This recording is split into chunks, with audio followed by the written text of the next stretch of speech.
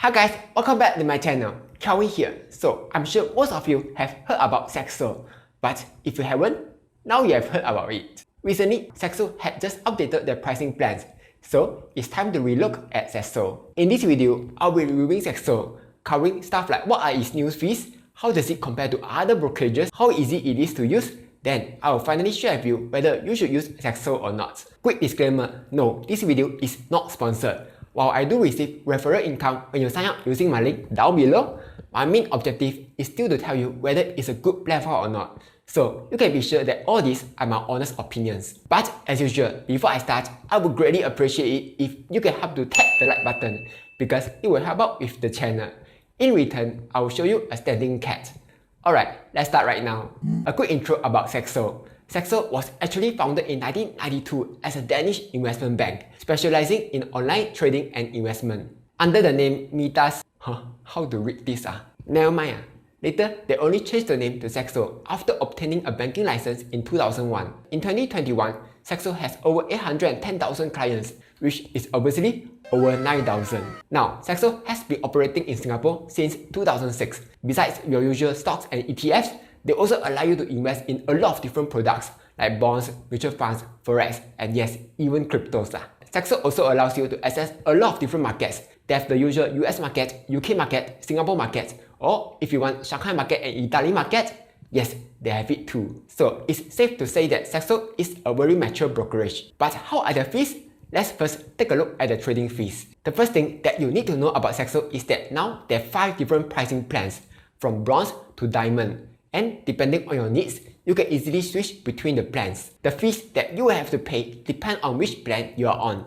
Okay, their pricing plan is a little complicated, but no worries, I will show you the things that you need to take note of. First, plan fees. In bronze, you don't have to pay anything. For silver, it's 5 Singapore dollars a month, and diamond, you have to pay 145 Singapore dollars a month, which is about the same price as this fabulous diamond. It's possible to waive off the money fees using rewards points, which you can earn by doing certain activities like funding your account or trading. You will also earn points by hodling stocks, because good investors always hodl their stocks for the long term. Second, custody fee. Custody fee only applies to overseas stocks, meaning there's no custody fee for Singapore stocks. For the bronze plan, you will need to pay 0.06% custody fee annually, while for other plans, you don't have to pay any custody fee. So if you're in a bronze plan, even if you don't have to pay any money fee, you still have to pay 0.06% annual custody fee for overseas stocks. Third, trading fees.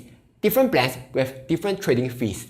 For example, bronze plan, Singapore stock is 0.08% with a minimum of 5 SGD. US stock is 0.06% with a minimum of 4 USD. Or for silver plan, Singapore stock is 0.06%, minimum 3 SGD. US stock 0.04%, minimum 3 USD. But here's something to take note. If you're on the gold plan and onwards, the plan fee can actually be used to offset your trading fee. For example, in gold, you pay $15 a month, they'll give you $15 commission credits.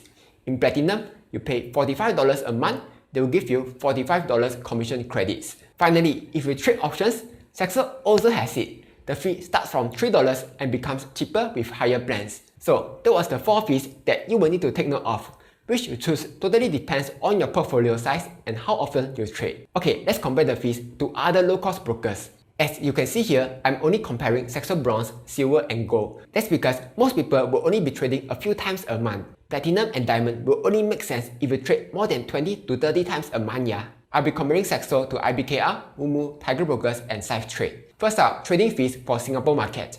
Both Saxo Gold and Tiger Brokers have the cheapest minimum trading fee at around $2, but the percentages are a little different.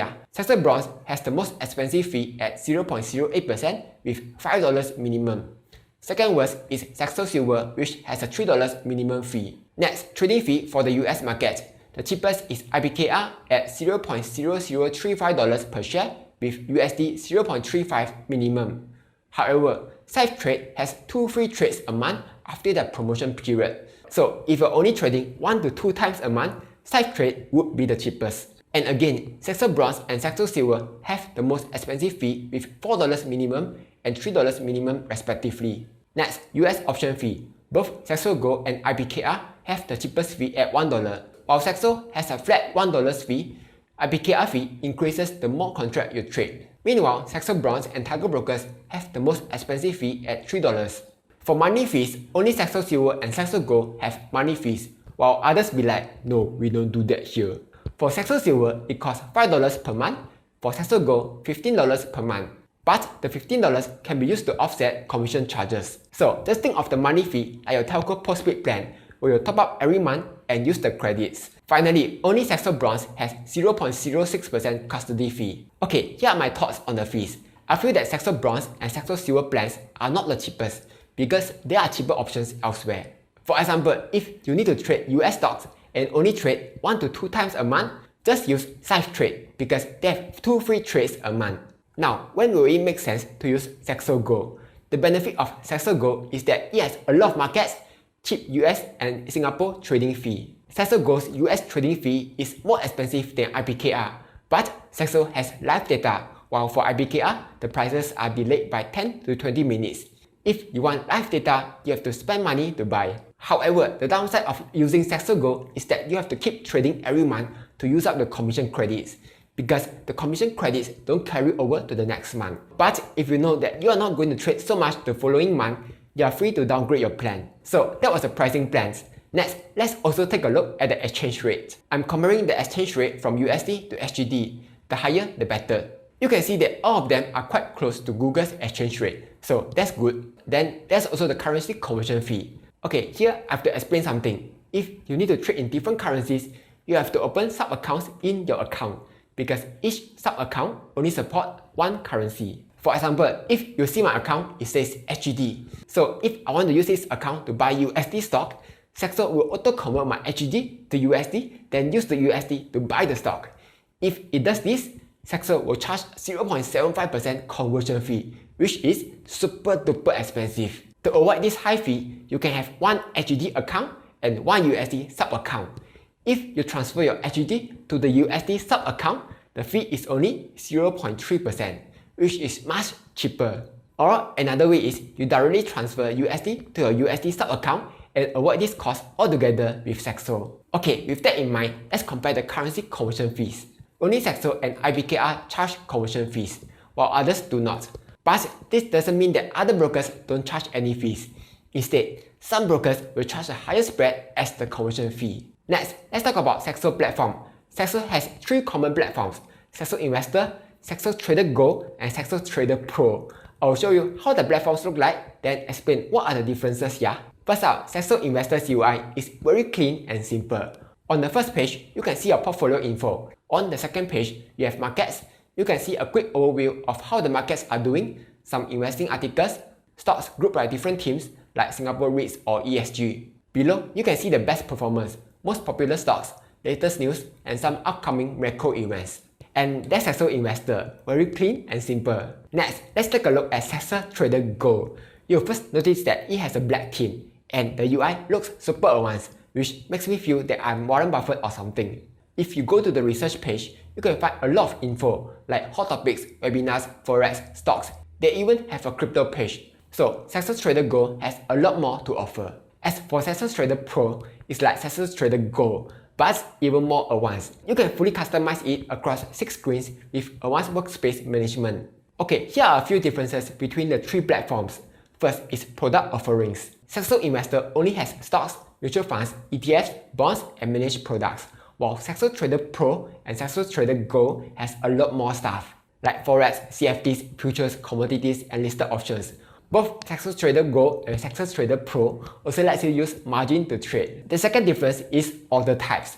Saxo Investor only has market order and limit order, while Saxo Trader Go and Saxo Trader Pro has a lot more order types, like stock order, trading stock order, stock limit, and so on. So it just means that if you are a normal investor, you just want to buy and sell stocks or ETFs normally, Saxo Investor is good enough for you. But if you need more products and more order types, you will need to use Saxo Trader Go. Or if you are a super duper professional trader, you can use Saxo Trader Pro to do your trades. Okay, another important question is, how safe is Saxo? How do I know that Saxo won't just run away with my money into the sunset? First, Saxo is regulated by MAS, so it cannot anyhow do funny stuff or suddenly leave Singapore on Binance. They have been in Singapore for 16 years and just upgraded to a bigger APAC HQ, so they are here for the long term. Second, your funds and securities are kept in a separate account, so if touch wood, Saxo close shop, your assets are still safe. Overall, here are my thoughts on Saxo. With the new pricing plans,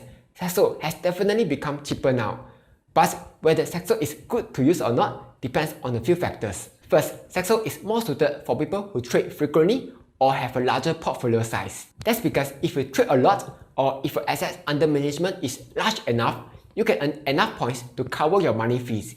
In that case, Saxo is good. Second, what markets do you need? Saxo has a lot more markets compared to Tiger Brokers or Moomoo, which only have like US, Singapore and China markets. However, they don't have UK markets, so if you need to buy Ireland to Mersal ETFs from the London Stock Exchange, you can consider using Saxo. But IBKR also has a lot of markets, so how to choose? This brings me to my third point, live data. Saxo's live data is free, while for IBKR, if you want to use their live data, can, no problem, but you have to pay. So if you want live data, Saxo is better for you. However, the downside is that Saxo fees can be slightly higher compared to IBKR. So here's one more consideration, platform stability. Even till now, IBKR will occasionally have issues here and there. If you Google for IBKR issues, you have people complaining about it. Meanwhile, Saxo doesn't really have people complaining about bugs because Saxo is much more stable. The only thing I can find are people complaining about the high fees. But like I said, the fee has become cheaper recently. So it totally depends on your needs, yeah? Anyway, if you want to sign up to Saxo, you can sign up using my link down below. If you sign up before 31st March, you'll be able to enjoy the Gold plan for free and extra $88 extra commission credits. So that was my review for Saxo. But what do you think? Will you be using Saxo after the pricing changes? Let me know down below. Like, share and subscribe as I'll be posting new videos every Monday, Wednesday and Friday.